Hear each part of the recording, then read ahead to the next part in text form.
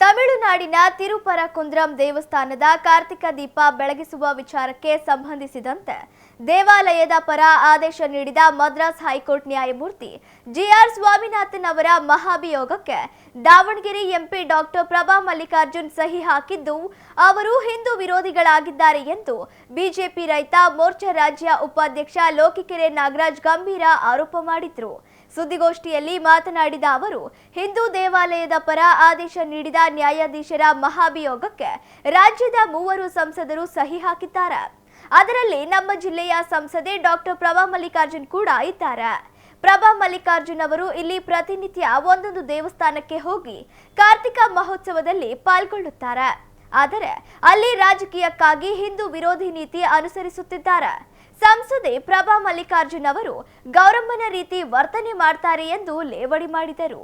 ನ್ಯಾಯಾಧೀಶರ ಮಹಾಭಿಯೋಗಕ್ಕೆ ಸಹಿ ಹಾಕುವ ಮೂಲಕ ಪ್ರಭಾ ಮಲ್ಲಿಕಾರ್ಜುನ್ ಅಸಂಖ್ಯಾತ ಹಿಂದೂಗಳ ಮನಸ್ಸಿಗೆ ನೋವು ಮಾಡಿದ್ದಾರೆ. ಈ ಕೂಡಲೇ ಪ್ರಭಾ ಮಲ್ಲಿಕಾರ್ಜುನ್ ಕ್ಷೇತ್ರದ ಜನರ ಹಾಗೂ ಹಿಂದೂಗಳ ಕ್ಷಮೆ ಕೇಳಬೇಕು ಎಂದು ಆಗ್ರಹಿಸಿದರು. ಬಿಜೆಪಿ ಮುಖಂಡರಾದ DT Vijayendra, Kolinahalli Satish, Jayarudrappa, NH Halesh, water Manjunath, Raju Thotappanavar ಮತ್ತಿತರರು ಸುದ್ದಿಗೋಷ್ಠಿಯಲ್ಲಿದ್ದರು. ದೇಶದಲ್ಲಿ ಕಾಂಗ್ರೆಸ್ ಪಕ್ಷ ಯಾವಾಗಲೂ ಕೂಡ ಸಂವಿಧಾನ ವಿರೋಧಿ ಕೆಲಸ ಮಾಡ್ಕೊಂಡು ಬಂದಿದ್ದಾರೆ. ಎಷ್ಟೋ ಸಲ ಸಂವಿಧಾನವನ್ನು ತಿದ್ದುಪಡಿ ಮಾಡ್ತಕ್ಕಂಥ ಕೆಲಸ ಮಾಡಿದ್ದಾರೆ. ನಾವೇನು ಸಂವಿಧಾನ ಶಿಲ್ಪಿ ಅಂತ ಹೇಳ್ತೀವಿ, ಅಂಬೇಡ್ಕರ್ ಅವ್ರನ್ನ ಎಲೆಕ್ಷನ್ ನಿಂತಾಗ ಸೋಲ್ಸೋಂಥ ಕೆಲಸ ಮಾಡಿದ್ದಾರೆ. ಯಾವಾಗಲೂ ಕೂಡ ನಾವೇನು ಅಪಾದನೆ ಮಾಡ್ತಿದ್ದೀವಿ ಅದಕ್ಕೆ ಪುರಾವೆ ಅನ್ನೋ ರೀತಿಯಲ್ಲಿ ಈಗೇನು ತಮಿಳುನಾಡಿನ ತಿರುಪರಕುಂದ್ರಂ ಬೆಟ್ಟದ ಕಾರ್ತಿಕೇಯ ದೇವಸ್ಥಾನದಲ್ಲಿ ಏನು ಸನಾತನ ಹಿಂದೂ ಧರ್ಮದ ಸಂಸ್ಕೃತಿಯಂತೆ ಕಾರ್ತಿಕ ಮಾಸದಲ್ಲಿ ಏನು ದೀಪ ಹಚ್ಕೊಂತ ಬರ್ತಿದ್ರು ಅದು ಕೋರ್ಟ್ನಲ್ಲಿತ್ತು. ಅಂಥ ಸಮಯದಲ್ಲಿ ಮದ್ರಾಸ್ ಹೈಕೋರ್ಟ್ನ ಮುಖ್ಯ ನ್ಯಾಯಾಧೀಶರಾಗಿರ್ತಕ್ಕಂಥ ಶ್ರೀ ಜಿಆರ್ ಸ್ವಾಮಿನಾಥನ್ ಅವರು ಅದು ಪೂರಕವಾಗಿ ಜಡ್ಜ್ಮೆಂಟ್ ಕೊಟ್ಟ ನಂತರ ಕಾಂಗ್ರೆಸ್ ಪಕ್ಷ ಮತ್ತು ಇಂಡಿಯಾ ಏನು ಒಕ್ಕೂಟ ಐತಿ, ಇಂಡಿ ಒಕ್ಕೂಟ, ಇದು ಅವ್ರನ್ನ ಇಂಪೀಚ್ಮೆಂಟ್ ಮಾಡಬೇಕು ಅಂತೇಳಿ ಮಹಾಭಿಯೋಗವನ್ನು ಮಾಡ್ತಾಯಿದ್ದಾರೆ.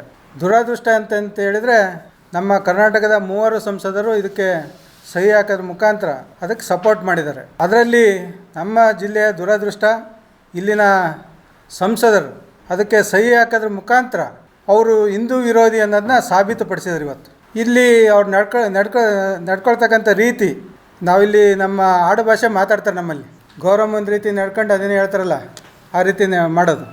ಆ ರೀತಿ ಇಲ್ಲಿ ಗೌರಮ್ಮನ ಥರ ನಡ್ಕೊಂಡು ಇಲ್ಲಿ ಜನಗಳಿಗೆ ಹಿಂದೂಗಳಿಗೆ ಮಂಕು ಬೂದಿ ಎಸ್ತಕ್ಕಂಥ ಕೆಲಸ ಮಾಡ್ತಾ ಹಿಂದೂ ವಿರೋಧಿ ಕೃತ್ಯದಲ್ಲಿ ಇವತ್ತು ಭಾಗಿಯಾಗಿದ್ದಾರೆ.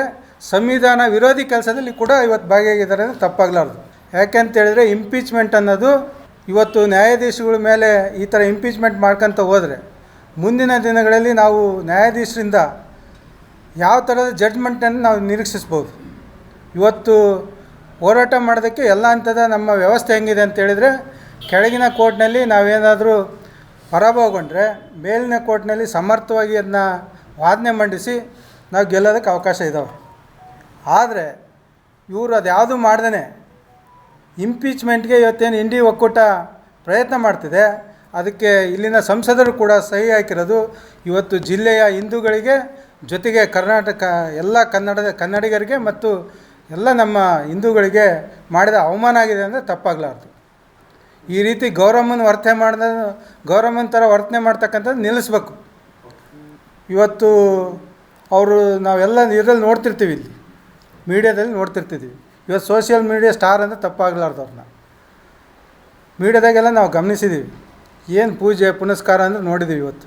ಆದರೆ ಹಿಂದೂಗಳ ವಿರೋಧವಾಗಿ ಇವತ್ತೇನು ಸನಾತನ ಹಿಂದೂ ಧರ್ಮ ಏನು ಯಾವಾಗಲೂ ಈಗ ಕಾರ್ತಿಕ ಮಾಸ ತಾವು ನೋಡ್ತಾಯಿದ್ದೀರಿ, ಪ್ರತಿ ದಿವಸ ಒಂದಲ್ಲ ಒಂದು ದೇವಸ್ಥಾನದಾಗ ಕಾರ್ತಿಕ ಹಚ್ತಕ್ಕಂಥ ಕೆಲಸ ಮಾಡಿದರೆ ಇವರು ಕಾರ್ತಿಕ ದೀಪವನ್ನು ಅಳಿಸ್ತಕ್ಕಂಥ ಕೆಲಸ ಮಾಡಿದ್ದಾರೆ.